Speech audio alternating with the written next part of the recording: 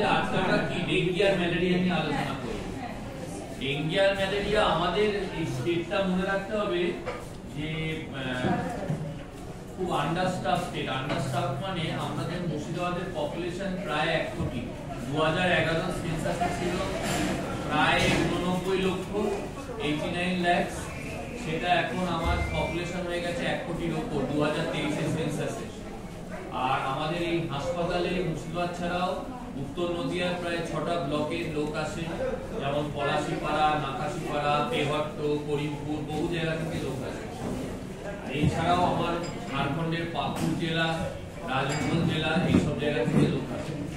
কিন্তু এখন নয়, এটা আমরা একটা অ্যাওয়ারনেস করছি। আমি বাংলায় বলছি যাতে ইংরেজিতে সবাই বুঝতে অসুবিধা হবে, আমি বাংলায় কথা বলছি। নাহলে মোড অফ কনভারসেশন ইংলিশে হওয়া ভালো, কারণ কিছু কিছু জিনিস ইংলিশে হওয়া উচিত। এবার বেশি মানে তত্ত্ব কথা বলে লাভ নেই। আপনারা আমাদের কাছ থেকে আজকে শুনতে এসছেন বেশি গোড়ার কথা, তত্ত্ব কথা বলে লাভ নেই। তত্ত্ব কথা বলতে গেলে ডাক্তারদের বলতে হবে, নার্সিং স্টাফেদের বলতে হবে, তারা তত্ত্ব কথা বলবে। আপনারা যারা ডেলি যারা বাড়িতে থাকে তাদের কি কর্তব্য? প্রথম কথা হচ্ছে যে আগে ডেঙ্গি ধারণা ছিল যে ডেঙ্গি মশা সন্ধ্যেবেলায় কামড়ায় না, সকালবেলায় কামড়ায়, নানা রকম মিসকনসেপশন ছিল। আগে তাই ছিল, এটা ছিল প্রায় 15-20 বছর আগে। এখন কিন্তু এই কনসেপ্ট চেঞ্জ হয়ে গেছে। এখন হচ্ছে যে ডেঙ্গি কিন্তু এখন কোনো কামড়ানোর টাইমে ঠিক নেই। দ্বিতীয়ত হচ্ছে যে ডেঙ্গি সিজন কখন?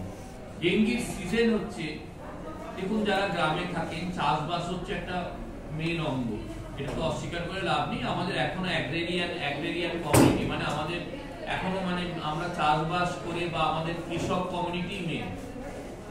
এইসব জায়গায় যেখানে বুশ আছে, যেখানে ঝোপ ঝাড় জঙ্গল, বা এমনকি আরবান এরিয়াতে, আরবান বা বলতে মিউনিসিপ্যালিটি এরিয়া, কারণ শহরে কিন্তু আমি ধরবো না কলকাতা শহরে, আমাদের বহরমপুর মিউনিসিপ্যালিটি, কালকি মিউনিসিপ্যালিটি, দমকল মিউনিসিপ্যালিটি।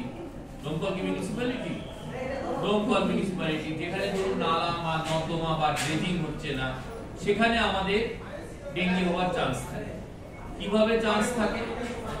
যে এখানে এটা মশক বাহিত রোগ, কিন্তু মশার থেকে এটা হয় না। এটা মশা কি করে? একটা ভাইরাস শরীরে ঢুকিয়ে দেয়।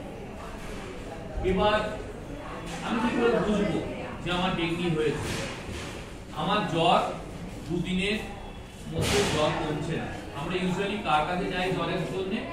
আমরা ডাক্তারের কাছে যাই না, আমরা নয় যাই আশা দিদিদের কাছে। আমাদের যারা আশা দিদিরা আছে পিভট বা আমার পিএইচসি লোকাল ডাক্তারবাবুর কাছে অনেক সময় তাও যাই না।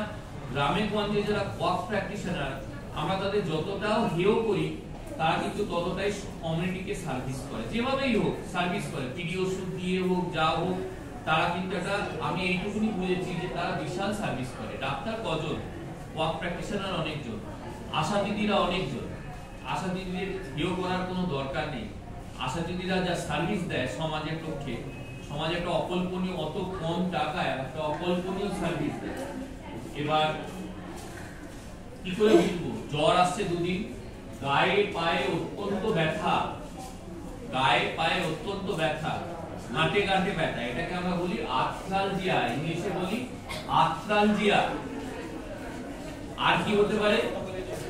ইনিশিয়ালি হয় না, কিন্তু যদি জ্বরটা আমরা উপেক্ষা করি, ধরুন 3 দিন হয়ে গেছে, 4 দিন হয়ে গেছে, আমরা এই করছি না, জ্বরটা আমরা উপেক্ষা করি, তাহলে আমাদের কি হতে পারে? হঠাৎ করে ব্লাড প্রেসার কমে যেতে পারে। এটাকে আমরা বলি শক। শকের অন্য কি হতে পারে?